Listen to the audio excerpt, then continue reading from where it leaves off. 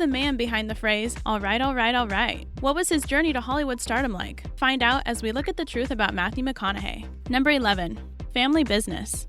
Long before he dominated the silver screen, Matthew McConaughey was just a Texan kid looking for adventure. He grew up with two older brothers, Michael and Patrick, and the three of them endured a tumultuous relationship between their parents, who were divorced twice and married 3 times.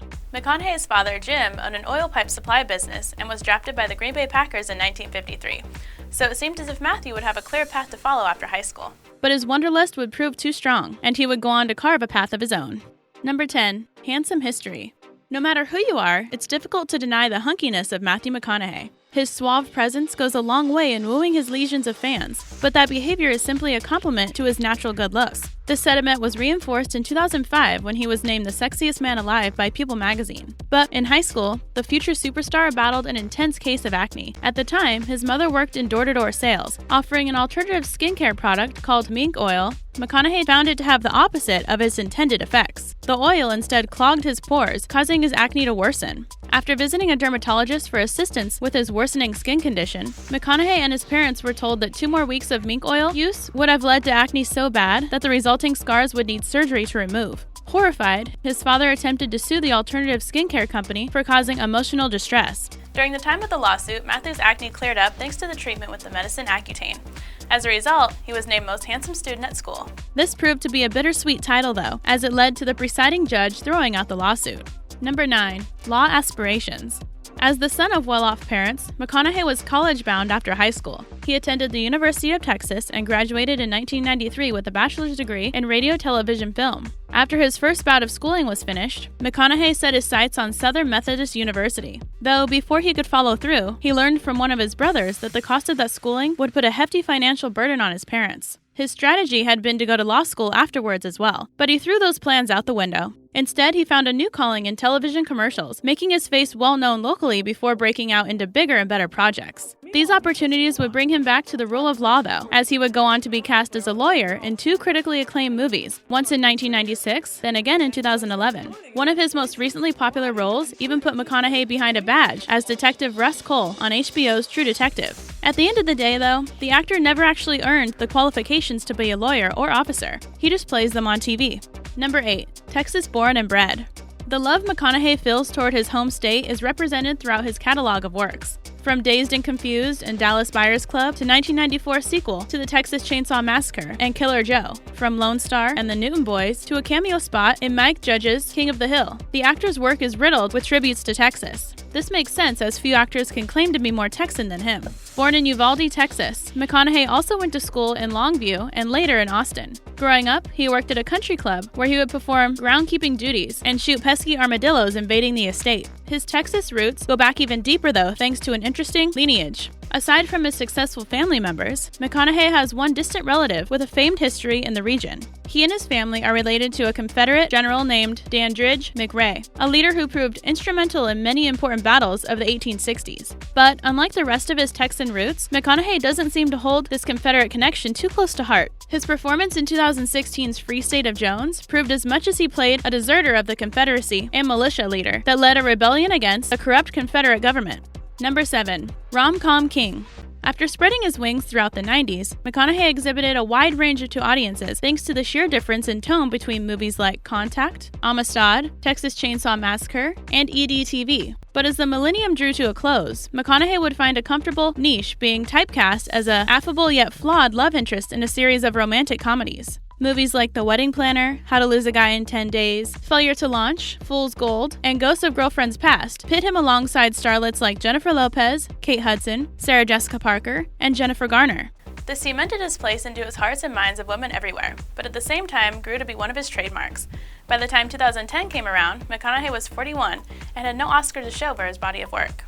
He realized it was time for a change if he didn't want to be stuck being typecast forever. Number 6. Rebrand and resurgence. McConaughey's shirtless, bongo-filled romps, when paired with his romantic comedy reputation, weren't getting him any closer to the dramatic, challenging roles he knew he wanted. So when he returned to silver screens after somewhat of a break in 2010, he did so with a purpose. Roles in films like The Lincoln Lawyer, Mud, and Magic Mike were a strange turn from the clean-cut, safe characters he had gotten used to from 2001 to 2009. But it was 2013's Dallas Buyers Club that would change everything. In the role of Ron Woodruff, McConaughey embodied the AIDS-diagnosed survivor with such passion and gusto that he won his first and only Oscar to date for Best Performance by an Actor in a Leading Role. To make it even more special, his co-star Jared Leto won an Oscar for Supporting Actor, making it one of the few times in history that both of these awards go to actors in the same film.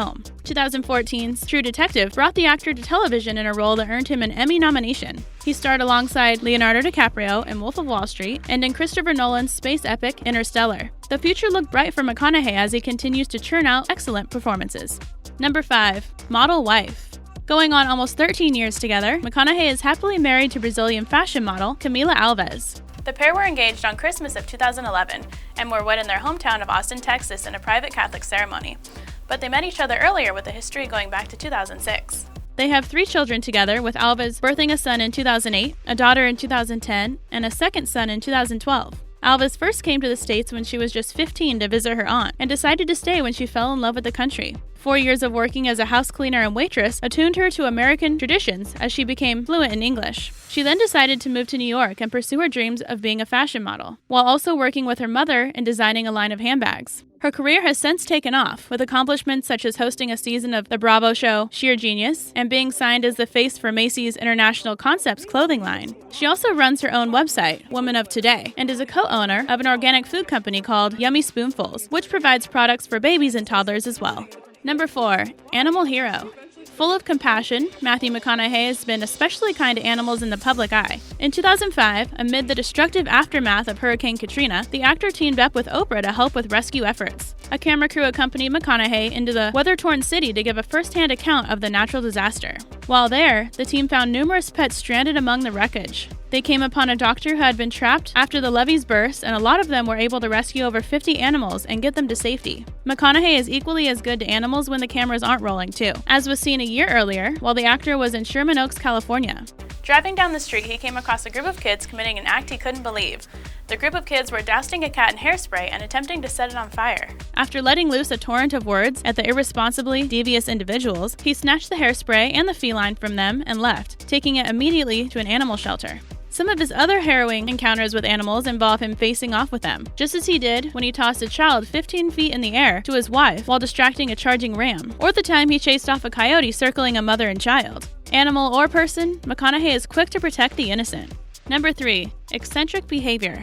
Given his cool, casual attitude, McConaughey isn't exactly known for showing restraint. His notoriously carefree perspective has shown to be a blessing and a curse. One example of his unconventional conduct actually resulted in his big break, as McConaughey first met the casting director of the film Dazed and Confused in a bar at 3:30 in the morning. He brought drinks to the unsuspecting man and talked his way into a role as shooting began just 6 hours later. McConaughey's radical etiquette didn't end with pursuing work, as his dedication to his performances has reached equivalent, if not increasing, extremities. When cast as an electrician with AIDS in the film Dallas Buyers Club, the actor voluntarily lost 47 pounds, becoming a thin shadow of his normally svelte self. To reach the desired weight, McConaughey crafted a controlled environment for himself, avoiding all meetings at food-related locations and filling his time with researching the part to keep his mind off of his hunger. Another one of his abnormal calling cards is his refusal to wear deodorant or cologne, opting to embrace his natural scent. This doesn't go over well with everyone though, as Kate Hudson supposedly hounded him to use a salt rock while on the set of Fool's Gold,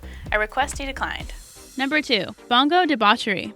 Without a doubt, the star of 2019's Beach Bum has a certain magnetism that endears him to audiences worldwide. Behind that alluring smile, though, lies a troublemaker. As the world found out in 1999, McConaughey had the police called on him one night after being seen playing the bongos outside of his Texan home, in the nude. As he played the drums, an unidentified man joined in with the music, clapping along to the rhythm. When police arrived, they immediately recognized the actor, as he had been in the business for nearly 6 years at this point. While trying to book him, McConaughey allegedly refused to put on pants and went so far as to shove an officer in his belligerence while entering the squad car. This resulted in a resisting transportation charge, along with being booked on possession of illegal substance and paraphernalia.